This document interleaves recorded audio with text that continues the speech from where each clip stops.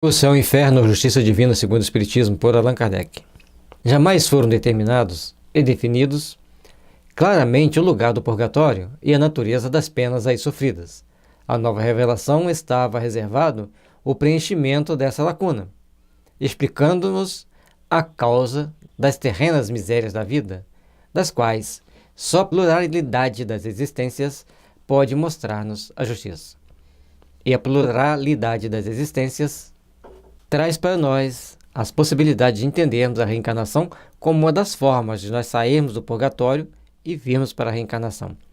E nós vamos entender purgatório como todas as regiões chamadas umbral. Aquelas regiões que entre a Terra e as instâncias mais felizes, que existem infinitas gradações. Nesse espaço existem as casas de apoio, as casas de assistência, e também tem tudo isso para baixo, nas regiões subcostrais, em condições de extremo sofrimento.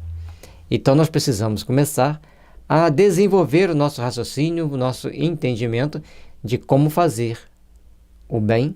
Então é necessário que nós venhamos a entender como fazer o bem, de que forma fazer o bem, para quando chegarmos no plano espiritual, estarmos em condições melhores do que quando partimos anteriormente, e também em condições de trabalhar, de lutar pelo bem-estar do coletivo.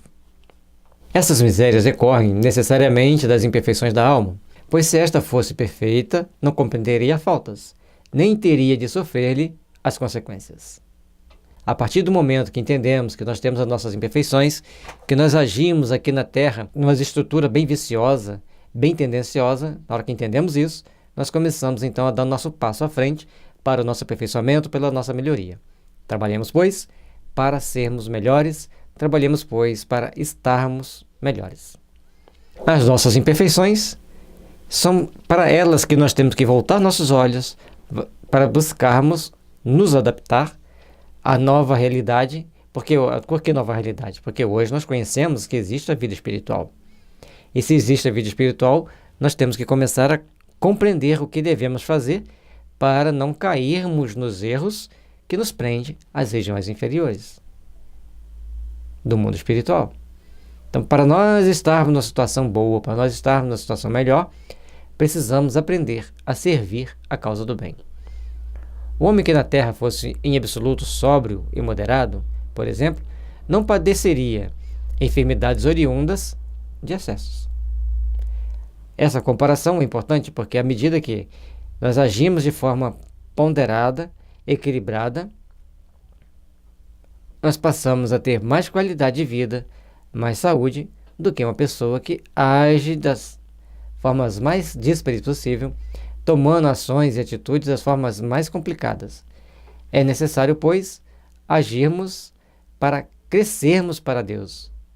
Agirmos para buscar o nosso aperfeiçoamento. E agir com muita prudência, porque nossas ações podem nos adoecer conscienciologicamente, assim também como fisicamente. O mais das vezes ele é desgraçado por sua própria culpa, porém, se é imperfeito, é porque já o era antes de vir à Terra, expiando não somente faltas atuais, mas faltas anteriores, não resgatadas. Repara em uma vida de provações o que a outrem fez sofrer em anterior existência. Então, por que nós passamos por determinadas situações difíceis aqui na Terra?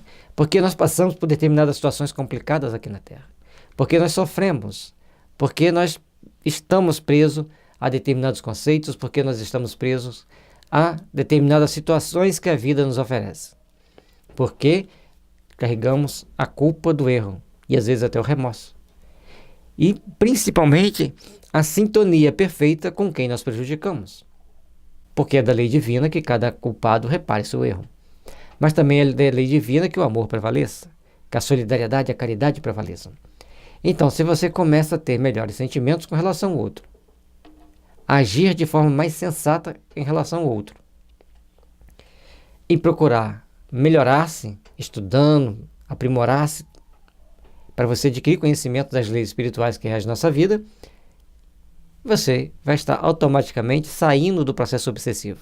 Até porque, se quanto esses valores estão presentes em você, você tem plena convicção disso, esses espíritos que chegam, tomam o famoso choque anímico, adquirem determinados patamares de entendimento e de inteligência e seguem seus caminhos.